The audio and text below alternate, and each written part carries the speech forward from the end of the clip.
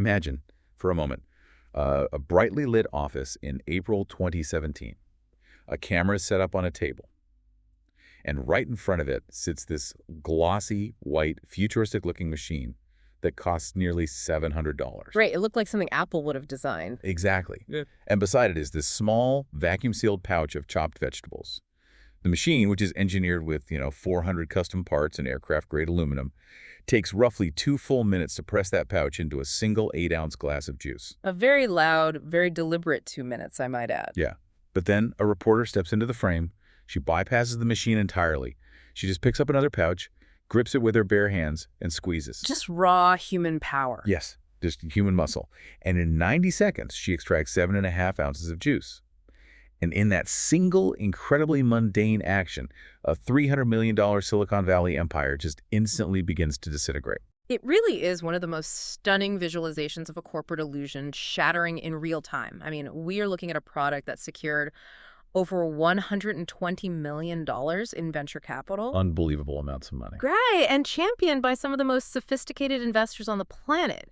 Yet, none of them apparently thought to ask if this immensely complex internet-connected hardware they were funding was, actually necessary to extract the juice. You are listening to a special investigative deep dive under the Peak to Dusk documentary banner. We conduct strict post-mortem analyses of corporate collapses, charting the rise and spectacular fall of industry giants. Today, we are turning our focus to Juicero. A company that promised to completely revolutionize human health and convenience, right? That was the pitch. But instead, it became a glaring monument to the blinding effect of venture capital hype. And arguably, it is the defining case study in catastrophic over-engineering. Our mission today is to trace this trajectory with absolute forensic precision. We will begin at the peak, examining the psychological and mechanical foundations that allowed this company to command such an astronomical valuation. We'll meticulously dissect the engineering and the highly secretive supply chain they touted. And finally, we will analyze the precise investigative catalysts like that bare-handed squeeze test you just mentioned that expose the fatal flaws in the business model, reducing a much-hyped tech darling to dust. So let's investigate the architect behind this entire operation. Because if you want to understand how a luxury juice press infiltrates the most elite circles of Silicon Valley, you really have to look at the founder, Doug Evans. Yes, you absolutely do. And what strikes me immediately when going through the source material is that his background is entirely absent of the typical markers of a tech founder. I mean, he wasn't a Stanford computer science graduate. He didn't come from a robotics lab or anything like that. No, far from it. His origin story is highly unconventional, and it heavily informed the absolute zealotry he brought to Juicero. He actually began his adult life serving in the United States Army as a paratrooper. Which is an intense starting point. Very. And following his military service, he moved into the design world. He worked as a graphic designer, eventually running his own design shop for over a decade, focusing heavily on desktop publishing and multimedia. But at the defining period of his life, the real catalyst, occurred in 1999. Right. It happened at a nightclub in New York City, of all places, where he met a woman named Janice Mari. She was a devoted vegan. And at that point, Evans admitted on the record he had never even heard the term vegan before. But his reaction to meeting her and hearing about this wasn't just some casual dietary shift. It was a complete psychological overhaul. Within a 2-week period, he abandoned all processed food, all meat, all dairy. He went cold cucumber, to use his own phrase. Yeah, cold cucumber. He adopted a strictly raw, plant-based diet. But reading through the background, it's clear this wasn't just a trendy lifestyle choice for him like you see a lot today. There is a deep underlying trauma driving this behavior. That's a crucial point. The source material reveals a very grim family medical history. His mother passed away from cancer. His father died of heart disease. His brother developed type 2 diabetes, atrial fibrillation, hypertension, and actually suffered a stroke at the surprisingly young age of 40. So for Evans, these weren't just tragic statistics, they felt like a ticking clock. Exactly. He became terrified that his genetics had placed a massive target on his own back. He reached the stark conclusion that his work in technology and graphic design was ultimately meaningless if he didn't have his health. Right, so from that point on, he decided to devote his life to having the greatest possible impact on human biology through nutrition. And that drive didn't stay theoretical for very long. No, by 2002, Evans and Maury channeled this obsession into a real business. They co-founded Organic Avenue in New York City. And to give our listeners some context, in 2002, the idea of paying a premium for organic, cold-pressed green juice in a glass bottle was essentially unheard of. It wasn't a thing. They were absolute pioneers in a market that didn't really exist yet. They catered to a burgeoning, high-end, health-conscious demographic.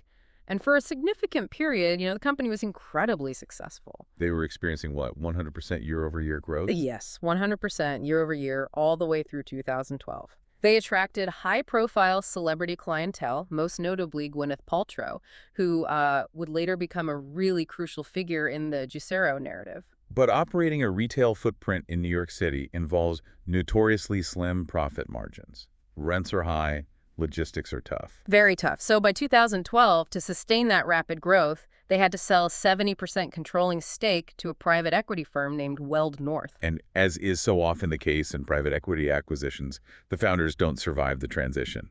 Shortly after that deal closed, Evans was ousted from the very company he had spent a decade building. I have to imagine this created a massive chip on his shoulder. Oh, undoubtedly. He's suddenly highly liquid from the buyout, but he's professionally completely adrift. So it's January 2013, he's sitting in his Brooklyn apartment, and he realizes he has a very specific personal problem. Right. He no longer had instant access to the industrial-scale cold-pressed juice that he drank every single day. Because of his time at Organic Avenue, Evans had intimate knowledge of the actual mechanics of cold pressing. Which is very different from standard juicing. Fundamentally different. The cold press process essentially mimics the ancient method of making wine or olive oil. You mash the produce into a pulp, you place it in a cloth, and you apply massive amounts of physical force to extract the liquid. And the critical factor there is that this method generates zero heat. Zero heat, yes. Right, because if we look at standard home juicers, the centrifugal ones most people listening probably have sitting in their kitchens, they operate at incredibly high speeds, anywhere from 2,500 to 10,000 revolutions per minute. They're essentially loud shredders. Exactly. There's a spinning metal basket with sharp teeth that shreds the produce, and centrifugal force pushes the juice through a mesh screen. But purists argue that the friction from those spinning blades generates heat, and that heat oxidizes the juice. And that oxidation fundamentally degrades the nutritional profile, at least according to raw food advocates. Not to mention, standard juicers are notoriously difficult and frustrating to clean. You're scrubbing metal mesh for 20 minutes. Yeah, it's a mess. So Evans knew that an industrial press produced a vastly superior product. Organic Avenue used massive 24-Plighton machines capable of producing 500 gallons an hour. Just massive industrial equipment. Even a smaller, high-end commercial option like the Norwalk press cost roughly $2,600 and weighed heavily on a countertop. It wasn't something a normal person bought. So Evans's ambitious vision was to take that massive, expensive, heavy industrial cold press technology and shrink it down to a sleek appliance with a 10 by 10-inch footprint for the home kitchen. He stated his ultimate goal was to solve a public health crisis highlighted by U.S. dietary guidelines, specifically the fact that 92% of Americans were not getting enough servings of fruits and vegetables. Now, I have to stop here, because this is where the narrative Evans began to construct, demands severe critical scrutiny. Let's get into it. When he started pitching this vision to investors and the media, he didn't just sell it as a better kitchen appliance. He explicitly compared his ambition to the evolution of the computing industry. He stated, on the record, and I'm paraphrasing the sentiment, but these were his words, "I'm going to do what Steve did. I'm going to take the mainframe computer and create a personal computer. I'm going to take a mainframe juice press, and I'm going to create a personal juice press." He was, of course, referring to Steve Jobs. Evans actually claimed to have worked with Jobs on a corporate identity project back in his design days. Right, and by invoking Jobs, Evans was deliberately wrapping his agricultural appliance in the mythology of Silicon Valley disruption. He knew exactly what he was doing with that phrasing. But the underlying physics of that analogy are completely broken. I want to unpack this because it reveals a profound structural misunderstanding of the product he was trying to build. It's the core flaw in the whole enterprise. Yes. In the tech industry, we rely on Moore's law. We can double the number of transistors on a microchip every 2 years, which is exactly why we can shrink a massive mainframe computer down into the smartphone you have in your pocket. But that only works because we are dealing with electrons and microscopic silicon. You cannot apply Moore's law to a carrot. Exactly. You cannot digitize physical mass or the cellular structure or the water content of agricultural produce. A pound of spinach is a pound of spinach. Right. To extract the water from it, you need raw mechanical force. By applying a computing analogy to produce secretion, Evans was attempting to bend the fundamental laws of physics and agriculture to fit a Silicon Valley investment thesis. It is a massive category error. That is a critical distinction to make. And the attempt to force organic matter into a technological paradigm didn't stop at the engineering pitch. It permeated deeply into how Juicero was marketed. It got very weird very fast. It did. Evans didn't just sell the mechanics of the machine. He sold a highly esoteric, almost spiritual philosophy of wellness. He began introducing concepts like chi and vibrational energy into his boardroom pitches and media interviews. The source material provides a fascinating and frankly baffling example of this strategy. Evans would routinely ask interviewers if they knew how to measure life force. Life force. Yeah.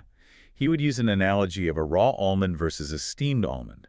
He argued that if you plant a steamed almond in the ground, it will simply decay and rot because the steaming process has killed its life force.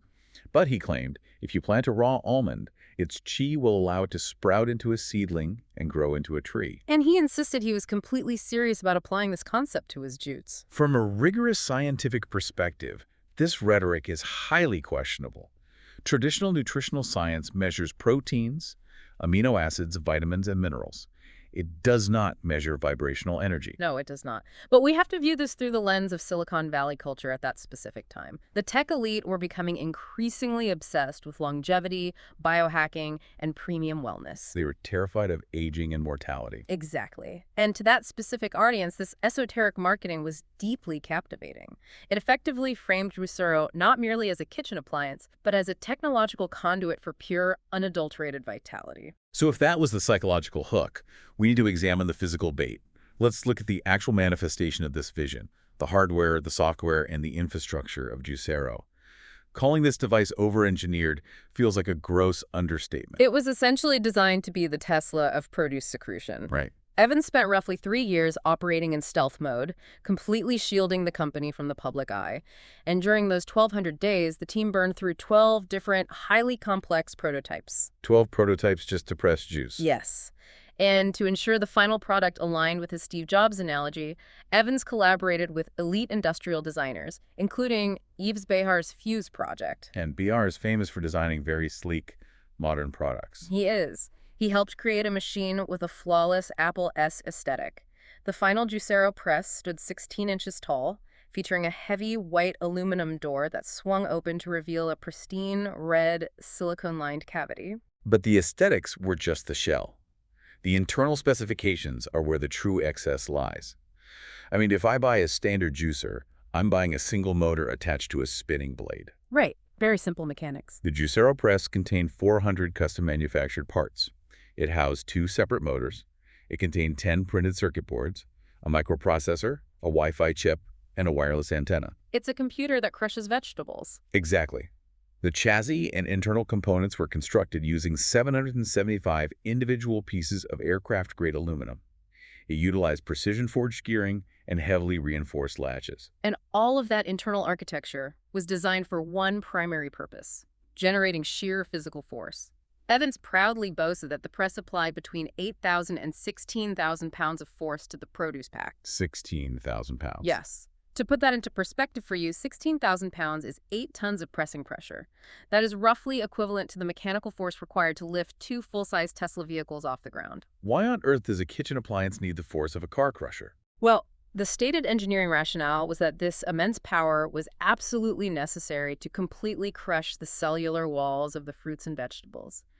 By applying that much pressure, the machine could extract every available drop of liquid without generating a single degree of the degrading heat that centrifugal juicers produce. Okay, but 2 motors. The 2 motors were actually required to drive the internal plate perfectly evenly, ensuring the immense pressure didn't cause the machine to literally tear itself apart on a kitchen counter. Incredible. Yeah. But the hardware, as staggering as it was really only half of the equation. Yeah. We have to analyze the software, and specifically the digital rights management, or DRM, that was integrated into the device. The Juicero press was a connected device. Right. It physically would not function unless it was connected to your home Wi-Fi network, which, for a juicer is bizarre. Bizarre, but crucial to their business model. Hidden inside the pressing cavity of the machine was a built-in optical scanner. This is where the true strategy reveals itself.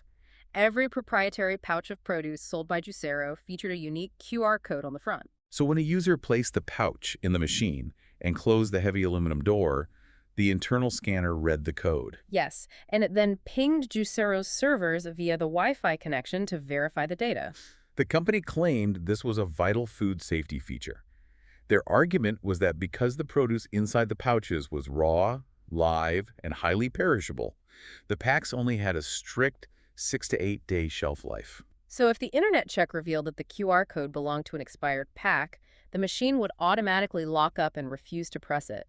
Theoretically, this was protecting the consumer from drinking spoiled, dangerous food. While food safety was the public-facing justification, from a corporate strategy standpoint, that QR scanner was a strict, uncompromising DRM tool. Absolutely. The leadership team at Juicero had closely studied the coffee market, specifically the massive vulnerabilities exposed by Keurig. Please explain the Keurig connection, because that seems incredibly crucial to understanding why investors love this scanner so much. So, Keurig built a massive business selling their coffee machines and their proprietary K-Cup pods. But when their core patents expired, a flood of third-party competitors entered the market. They started manufacturing cheaper, compatible coffee pods that worked perfectly in Keurig machines. And Keurig couldn't stop them. Right. Keurig suffered massive profit losses because they lost control of the consumable side of the business. So Juicero engineered their device specifically to prevent a Juicero-compatible market from ever existing. They learned from Keurig's mistake. Exactly. The machine would only recognize and press officially sanctioned Juicero QR codes. If you tried to put a different bag of carrots in there or an unverified pouch, it would refuse to operate. It was a completely closed ecosystem designed to absolutely monopolize the recurring revenue stream. That perfectly transitions us into the subscription ecosystem itself. They were utilizing a classic razor and blade business model, but scaled up to an absurd price point.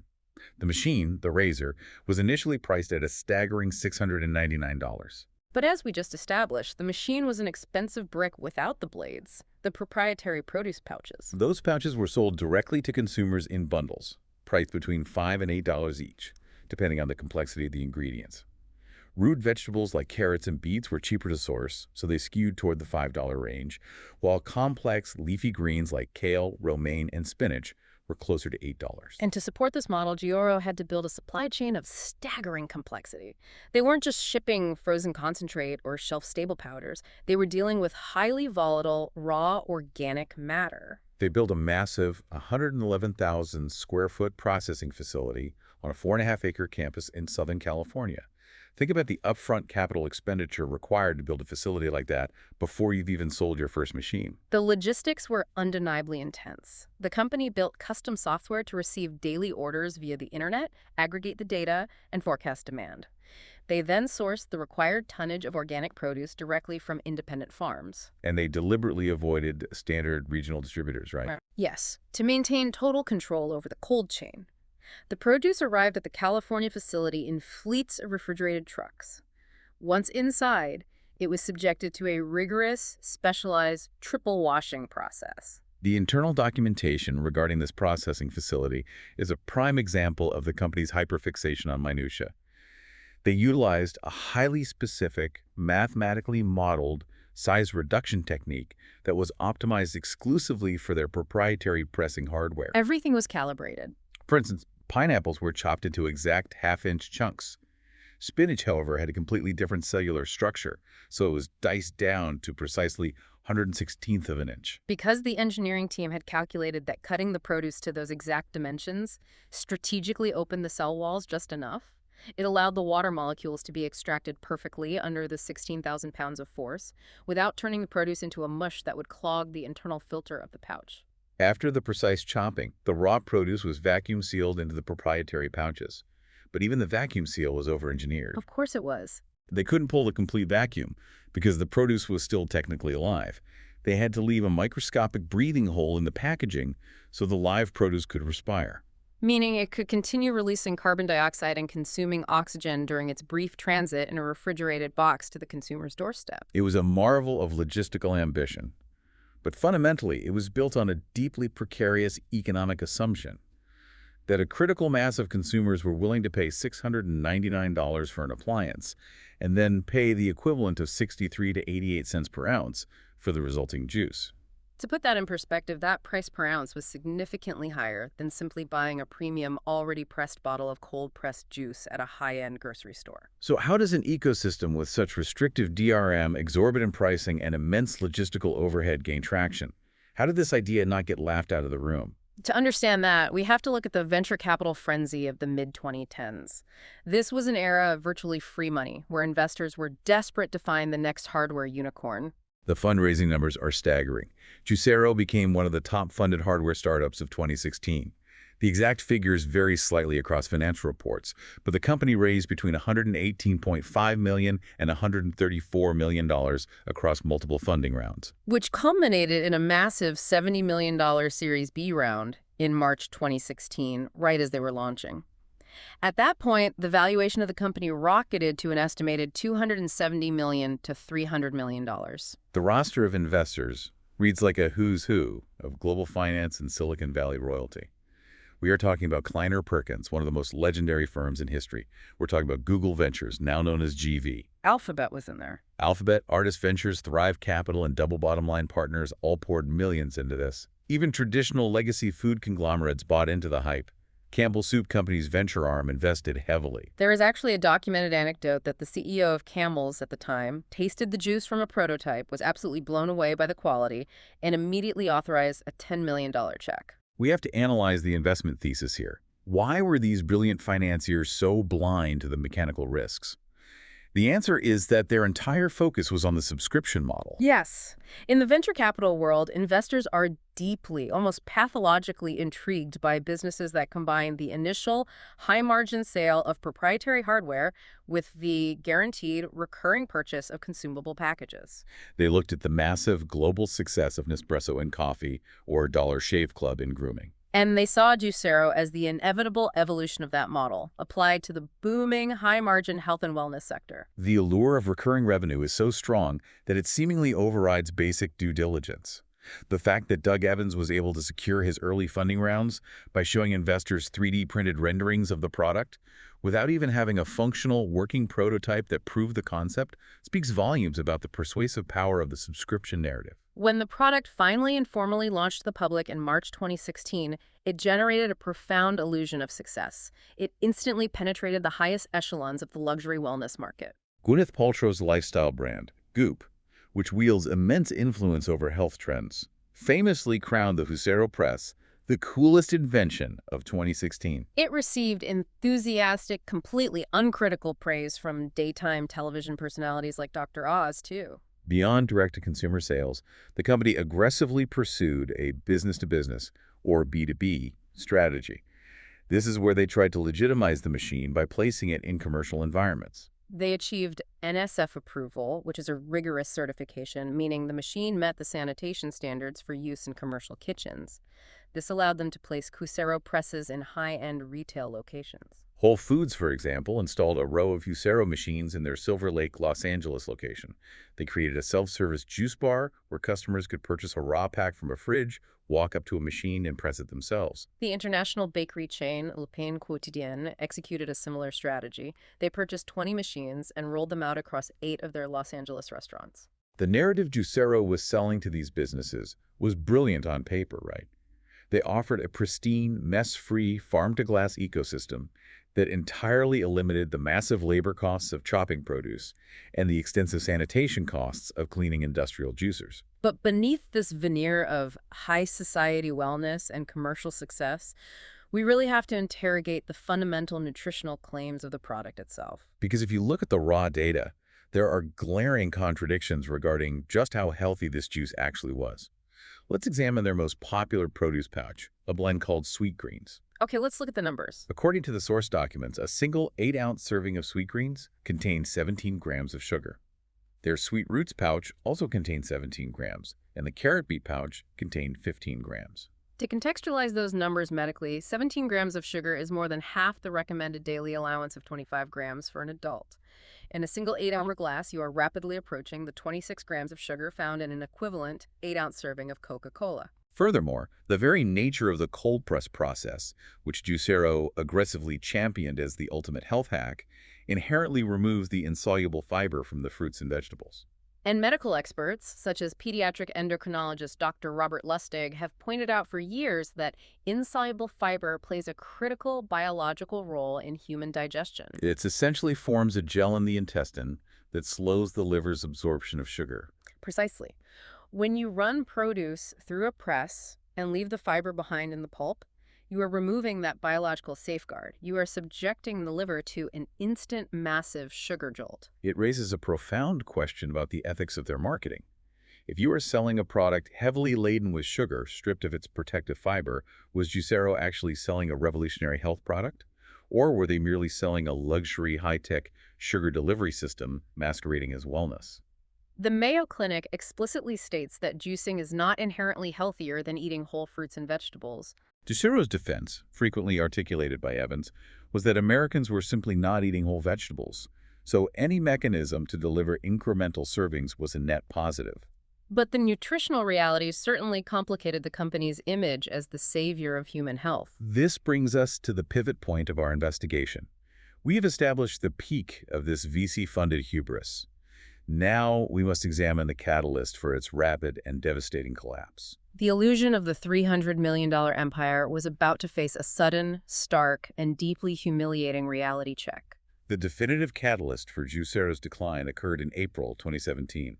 Two investigative reporters from Bloomberg, Ellen Hewitt and Olivia Zaleski, published an expose that would fundamentally destroy the company's core value proposition in a matter of hours. The reporters decided to test a hypothesis that had been quietly circulating among a few early skeptical users. They set up a camera, they placed a proprietary Juicero produce pouch on a table, and instead of using the machine, a reporter simply gripped the bag and squeezed it with her bare hands. The data points from this Bloomberg squeeze test are devastating in their absolute simplicity. The reporter, applying manual pressure to the bag, yielded 7.5 ounces of juice in just 90 seconds. Right. And the Juicero press, the machine built with 400 custom parts, the machine that utilized aircraft-grade aluminum, the machine capable of generating the force to lift 2 Teslas yielded 8 ounces of juice. A half-ounce difference. But the machine took a full 2 minutes to complete the task. Human hands were not only just as effective at extracting the juice, they were actually faster than the $400 machine. The publication of that video sent shockwaves through the tech community. The secrecy surrounding this mechanical reality was instantly exposed.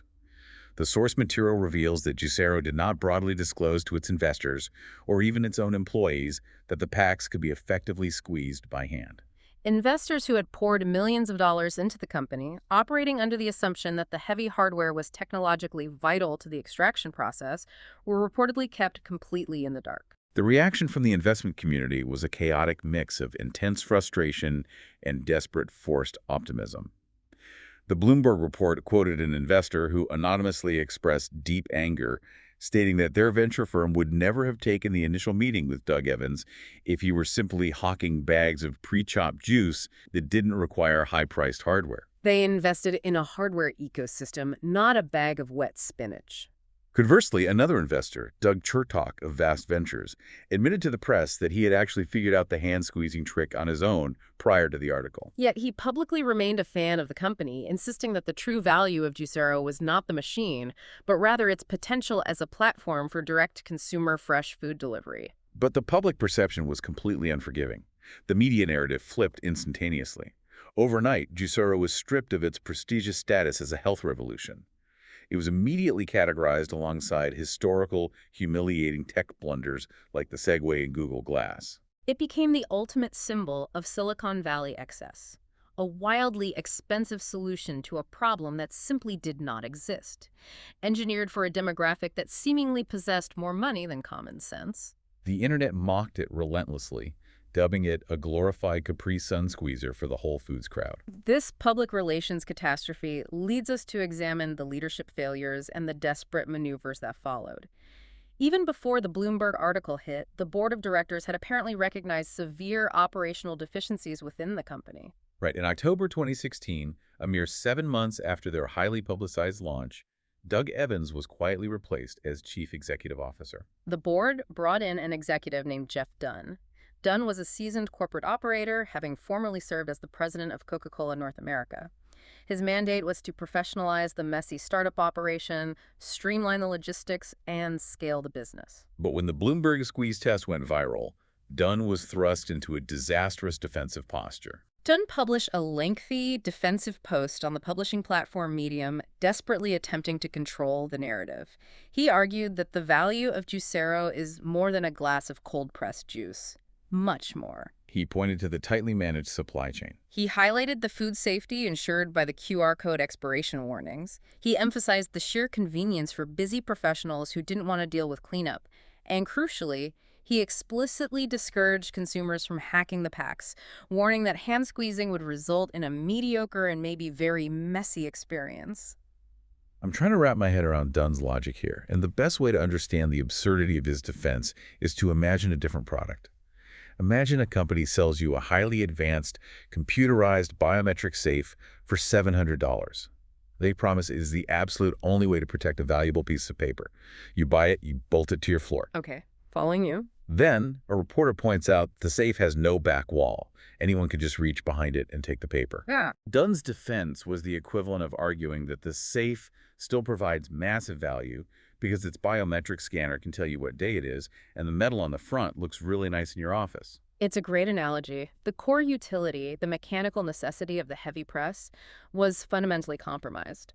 No amount of supply chain data or QR scanning could justify a $400 machine that could be outperformed by a pair of human hands. The market response to Dunn's defense was brutal, and the financial hemorrhaging, which was already severe, rapidly accelerated.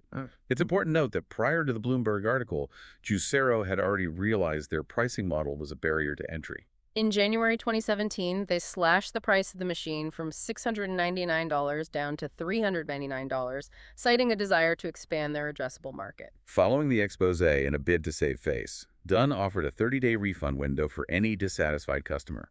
But those economic countermeasures were wholly insufficient to stop the bleeding. The operational burn rate of the company was staggering. They were maintaining a 111,000 square foot processing facility, managing a complex network of organic farm sourcing, and running cold chain logistics. They built this infrastructure anticipating massive, recurring hardware revenue to subsidize the operations. Without that hardware revenue, the math simply collapsed. By July 2017, Juicero was losing an estimated $4 million every single month. $4 million a month. Yes. In a desperate attempt to extend their financial runway, the company executed a strategic shift, abruptly laying off 25% of its workforce. They promised the market they would focus on developing a much cheaper $200 version of the machine, but the foundational trust in the brand had entirely evaporated. Which brings us to the final days of Juicero. Despite the massive layoffs and the promises of re-engineered, cheaper hardware, the core economics of the business were broken beyond repair.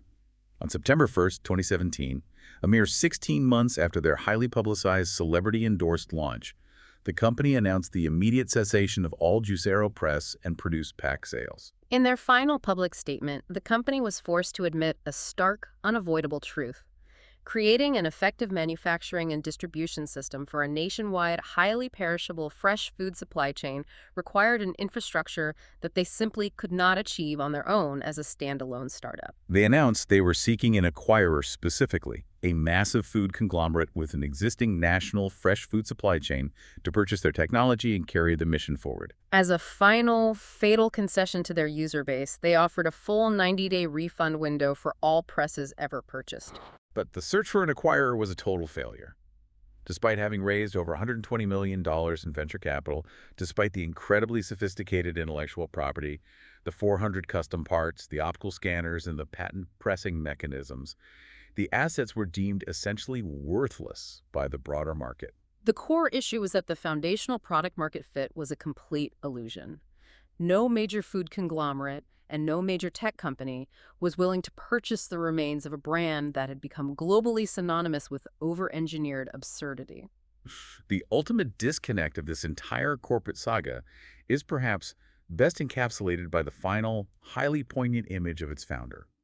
As the company was issuing 60-day notices to its remaining shell-shocked employees as they were formally shutting down all operations and dealing with the wreckage of a $100 million failure. Doug Evans was not in the boardroom managing the crisis. No, he was not. 4 days after the shutdown was publicly announced, Evans was photographed out in the Nevada desert, roaming the playa at the Burning Man festival. It is a striking visual representation of the profound detachment that so often characterizes the highest levels of startup culture. To truly synthesize the legacy of Juicero, we must view it as the ultimate monument to projection bias in venture capital. The investors were presented with a highly charismatic founder. He was wielding a trendy, recurring revenue business model, and he wrapped it all in the sleek, minimalist design language of Apple. The investors projected their desperate desire for the next billion-dollar disruption onto a product, without ever pausing to validate the most basic mechanical necessity of the hardware. They funded the aesthetic of innovation, rather than actual utility. The rapid collapse of Juicero serves as a permanent, deeply cautionary footnote in the history of Silicon Valley. It demonstrated clearly that immense capital, elite design, and aggressive marketing simply cannot force consumer adoption if the core product is fundamentally unnecessary. More importantly, it exposed the inherent danger of hardware startups that prioritize building closed ecosystems and aggressive digital rights management over solving genuine, everyday consumer problems. Which leaves you, the listener, with a final provocative thought to mull over as we conclude this investigation. As we increasingly invite connected, smart devices into every corner of our homes, from Wi-Fi-enabled refrigerators that track our groceries to app-controlled toasters that require software updates, you must ask yourself, how many of our daily conveniences are genuinely solving our real problems? And how many are simply engineering artificial dependencies designed to extract recurring subscriptions for tasks we are perfectly capable of doing with our own two hands? Thank you for joining us for this analysis. Until the next deep dive, keep questioning the machinery.